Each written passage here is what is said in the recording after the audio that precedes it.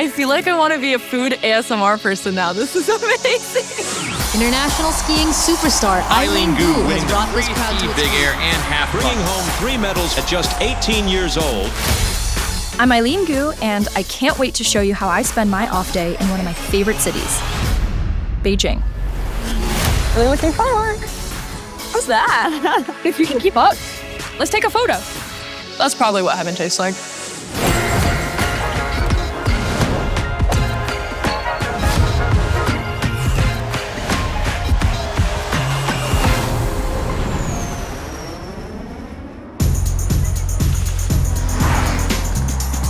Most of my life is spent on the road, so I always look forward to a delicious Beijing breakfast. So in front of me right now, I have this incredible spread of breakfast foods. This is dalian, which is like kind of a pot sticker, you can think of it. It has meat inside. This is jiagao, so it's like a kind of sticky rice. This is youtiao, but in English, I guess it's sometimes translated to a Chinese donut. It's savory, it's crispy, it's crunchy, and you can dip it into soybean milk to kind of just like bring all the flavors together. This is tofu na, really umami, savory broth. I grew up eating this. I'm a big breakfast person, so if you want to talk about macros, we pretty much have everything in front of us. The joke with my mom that I have is dumplings are the most balanced meal because you have your carb, you have your fiber, you have your protein, you have your fat, all in one. I am a huge foodie. I do have a secret food review page. No, I'm not going to drop the handle. I don't follow it on my main, so don't even try to find it. Listen to that. Yeah, nothing better. So good.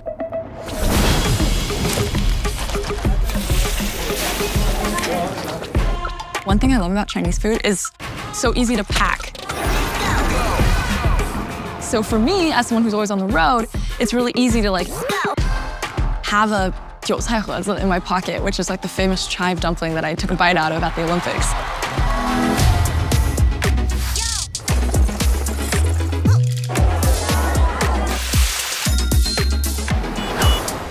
If you've never been to Beijing, you're in for a treat. I'm heading to one of my favorite areas to explore, Beihai Park.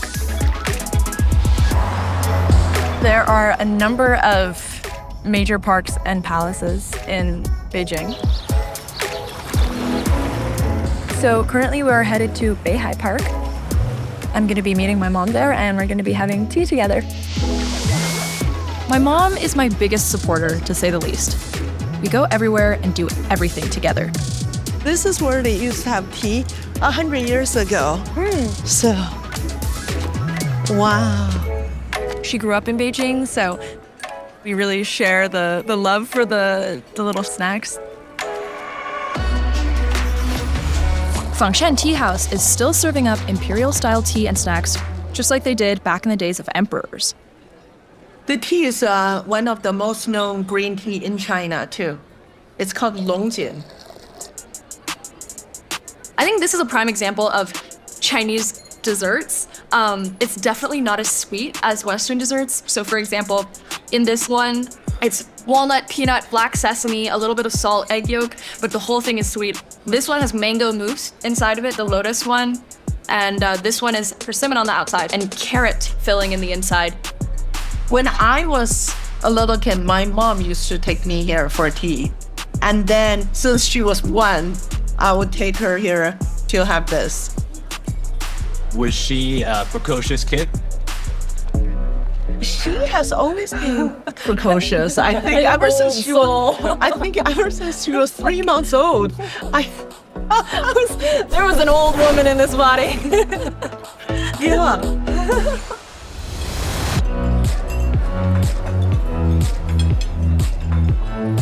So good. It is sweet. You should have a taste. You guys actually have, like, I mandatory. You have to. Try one of these too, because they're also my favorite.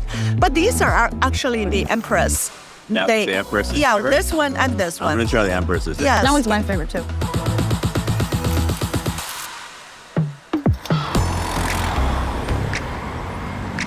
Now it's time for another side quest. Peking University, my mom's alma mater. And rather than spend more time in the car, I'm taking advantage of Beijing's amazing footpaths to squeeze in a workout. It's like 80% of the time you'll run past and it's just enough time for people to like recognize your face and get excited. But my favorite are the really dedicated ones who will like try to cut me down. And like my rule is I try not to stop during runs. If you can keep up, let's take a photo. Like, let's hang out. My first route, I couldn't resist running around Beihai Park, and then through Beijing's streets for a bit, before hopping a quick ride to PKU. For Route 2, I'm looping around the lake and cruising past some classic campus scenery. I run by myself always, except for my mom. We are running on Peking University's campus, and it is absolutely stunning. My mom, she would take me here when I was younger. I don't remember a ton because I was very little. She told me that it put Stanford's campus, really gave Stanford's campus a run for its money. And I didn't believe her because what could possibly give Stanford's campus a run for its money? I think this is definitely off there. Isn't this beautiful? Look at the lake. That's where I used to ice skate. Running, in my opinion, is the best way to see a city on foot. You are able to kind of maneuver and navigate in a way that you can't in a car. It takes you places that are totally unexpected. And if you see an interesting side alleyway, you can go explore it immediately. It's also just so accessible, and it's always really surprising. If you plan your visit, you know exactly what you're gonna get. With running, you never know exactly what you're gonna get.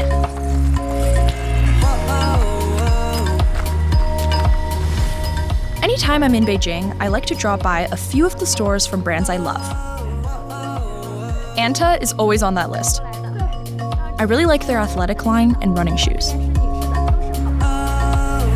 And since my schedule is always jam-packed, I'm also working with a second camera crew today for a Chinese language documentary series. Work smarter, not harder, right?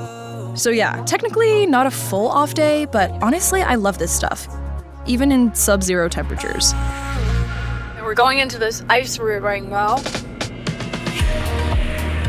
Oh my god, it's really cold in here. It's gonna go in the Arctic. Hi, crew.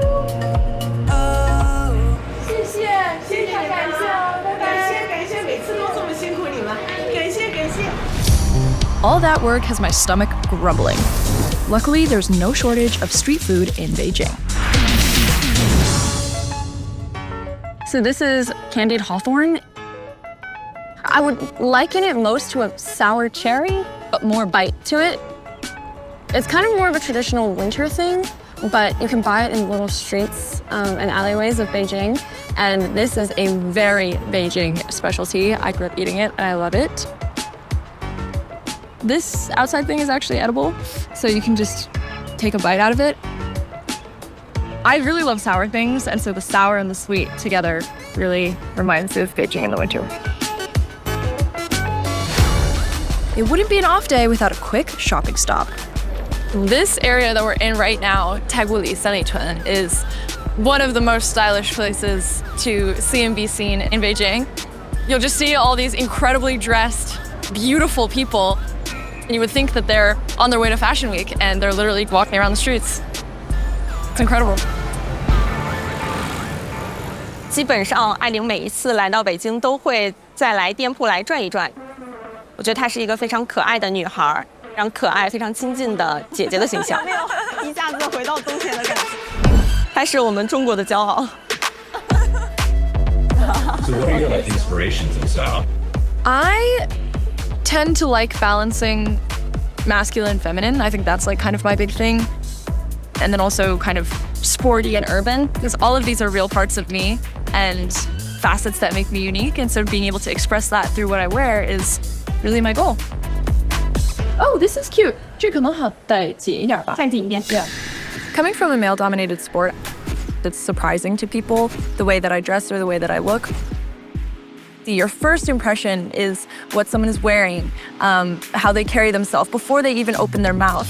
And so you kind of form an opinion of what you think this person is going to be, and then they can open their mouth and totally break every expectation that you've ever had. And that element of surprise is what really keeps me excited and motivated. There's just enough time to fit in one last activity before dinner. When I want to saddle up, this is my go-to spot in Beijing, Western Giant Equestrian Club. I learned to ride when I was 6 or 7 in China, and I just really fell in love with it. Even got to competing in show jumping, which was just the ultimate side quest. 走里面，走外面啊！因为我们是在马术俱乐部嘛，我们10几个教练就在那拿着一个手机，就在那抢着看。最后他夺冠的那一刻，我们就是整个场地里边的欢呼声音特别大。Coach Fa is my equestrian coach from age 9 onward. He's also a snowboarding fanatic. I've been trying to convert him for 10 years, but to no avail.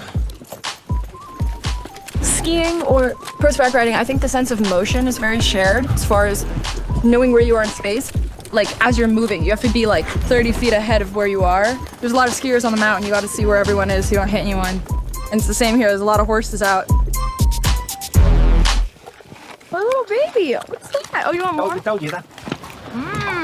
Crunchy.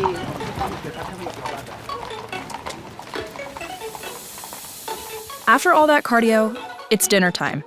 I'm heading to meet a few friends at Dadong to share one of Beijing's iconic dishes, the savory and decadent Peking duck. When it's done traditionally, the skin should be perfectly crispy and the meat full of juicy flavor. I want to go to Argentina. Oh, yes. To get the beef.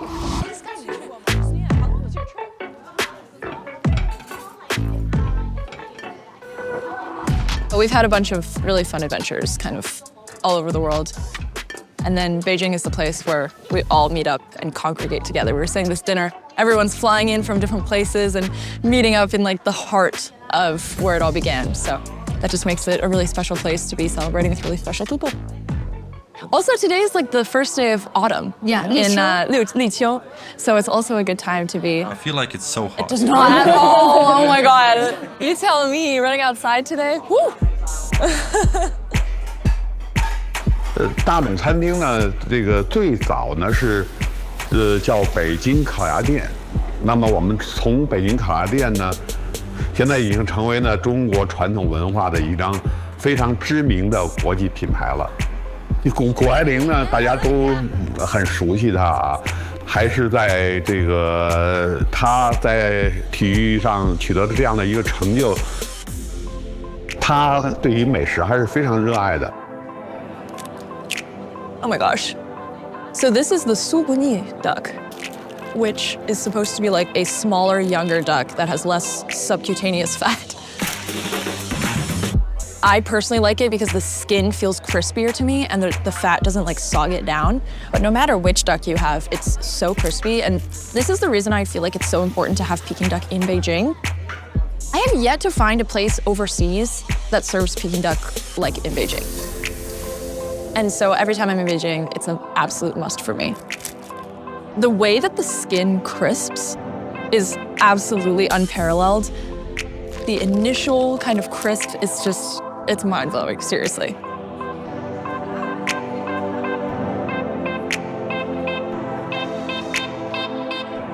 That's probably what heaven tastes like.